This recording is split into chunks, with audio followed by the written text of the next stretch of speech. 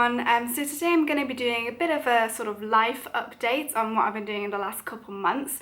I wasn't quite sure whether this video should be classed as frequently in France because it's to do with visiting and living in France, or Fortnightly French because it's to do with learning French and French courses and stuff. But I did decide to go with Fortnightly French because I think I am going to focus a bit more on my kind of learning that I've been doing the last couple months. So, what's happened? Lots of stuff. So I am now living in Paris. To those who may have watched my videos before, this isn't necessarily a big surprise or a big shock. I've been frequently visiting Paris since September last year, and it's now July. So really the move for me was like super simple because I actually already had nearly all of my stuff here. From the other times when I've been visiting, I'd brought stuff over.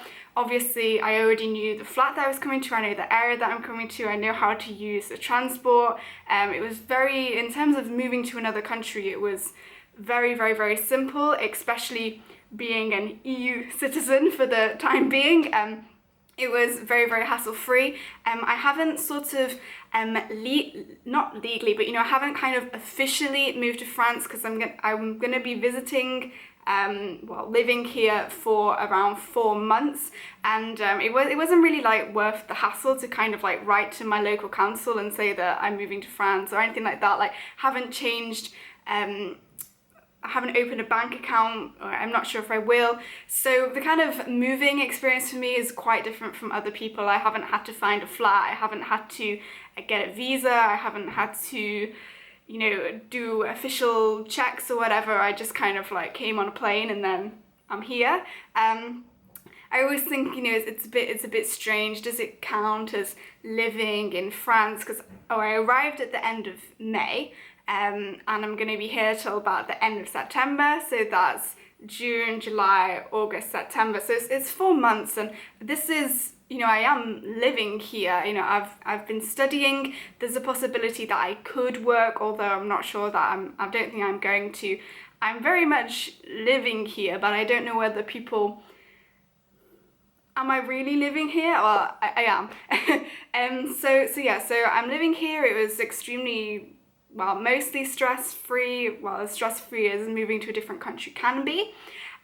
When I got here, I had a couple weeks where I was finishing off my university work, and then literally like 2 days later or something, I started French courses. So those of you who've been following the kind of French learning journey I've been going on, I haven't actually taken any proper French courses ever. Well, I did French at school, but I never ever listened. All of the lessons in French were in English, and that is a big point that I'll come on to. And I never wanted to learn, I never tried to learn, and I wasn't paying for it. I was forced to do it in school, and so that I very much think that doesn't count, because the stuff that I learned in school, I didn't learn anything in school other than maybe the numbers and the colours. So nearly all of my French learning, I started off on Babbel. I started off in Duolingo, not Babbel, and then I kind of upgraded to Babbel as such because Duolingo was a little bit unreliable. I don't know what it's like now, but Duolingo couldn't really be trusted and wasn't that effective for me. But I have a lot of videos on my channel doing reviews on Duolingo, talking about the different things that I use. I use Memrise for a short amount of time. I've watched a lot of French films and basically Babbel. And I have a lot of videos on Babbel reviews and how I use Babbel and how long it took me to do Babbel and blah, blah, blah. So I went to do my courses. I have actually finished the course that I was doing, and I'm now on a kind of holiday, and then I'm going to start some more courses in a couple weeks' time. I'm not going to actually say where I'm taking the courses because I kind of don't want people to know where I'm going to be every single day for like the next month or so. But after I finish my courses and after I'm back home, I may do kind of review of where I did my language learning, if that's helpful, but I'm not sure that I will want to. So I had to, having never done courses before, I went to this place and I had to do all this thing and do all the subscription in French and everything, which was really crazy because I normally only talk French, a little bit of French with my boyfriend, or the kind of odd thank you, excuse me on the train. Other than that, I don't really talk French to anyone. So I suddenly had to go to this place, I had to ask which room is it in, I had to fill the forms, I had to do my payment, and then I had to go back and do a test, and they tested my listening and my grammar and my writing. I did some online tests, and then I had to do a speaking with a teacher, which is crazy because I haven't really been doing this. And so within the space of a week, I must have made so much progress in terms of my confidence in what I was doing. I've been learning French for over a year and had never really properly used it, and then all of a sudden I was using it to sign up for courses. So they tested me to find out my level, and I thought this was extremely interesting because obviously I've been doing Duolingo, Babbel, listening to French stuff, listening to the French news, not really that committed because obviously I was doing my university stuff as well. And so they tested me, and I came out as kind of the top of B1. So I wasn't just B1, I was very nearly B2, which is amazing considering I'm almost completely self-taught and I hate grammar and stuff like that. So I thought it was amazing that I was basically a high B1. And now that I've actually finished that course, they've told me that when I go to do my next courses, I can take B2 courses. So it really does go to show that Babbel does say on Babbel they can get you up to B1 level. And in my case, they really did get me up to B1 level. I'm amazed that I'm that good. So I took these courses, upper level B1 I did. All of them were taught in French. It wasn't just English people, there were people from all around the world.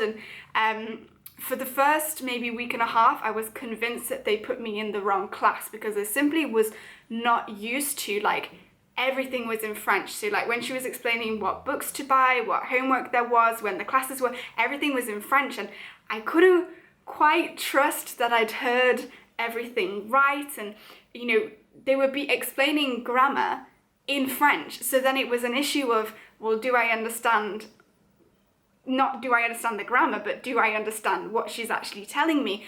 And so for a small amount of time I actually talked to the professor and I said, I think I'm in the wrong class, I'm self-taught, I'm really not that good at grammar. When people were talking about the imparfait and whatever, I didn't even know what it was. I had done it, I had come across it before on Babbel and I knew all the endings and stuff, but they would be like, oh yes, well when you're doing the subjunctive blah blah blah, and I'd just be like, not a clue. But I talked to the professor and she actually told me, well, you could be moved down. I can move you down if you want, but you won't progress as much, and you're only going to do this course for four weeks. I was only doing mornings, so I was doing only mornings for 4 weeks. And she said, if you want to get the most out of it, you want to progress a lot, stick with higher level B1. So I did, and I enjoyed the course. I liked what I was doing. I got a pretty good score at the end. I had to do a presentation. I did a 30-minute presentation with question and answer at the end, everything, and I did it on vegetarian and vegan cuisine and restaurants in Paris, and I talked about aquafaba and stuff, and so that was fun. It was actually terrifying, but I did fine. And as I said, I got 17.6 out of 20, and that's on the French 20 mark scale thing, so it's an A star basically. But yeah, and I thought it was really good, and I think I've massively improved in my French now. And when I was going out places, I spoke to the person giving the tickets in French. I could ask, we weren't sure exactly what metro stop to go to, and I asked one of the ladies, and I asked her in French, and she replied in French, and I could understand.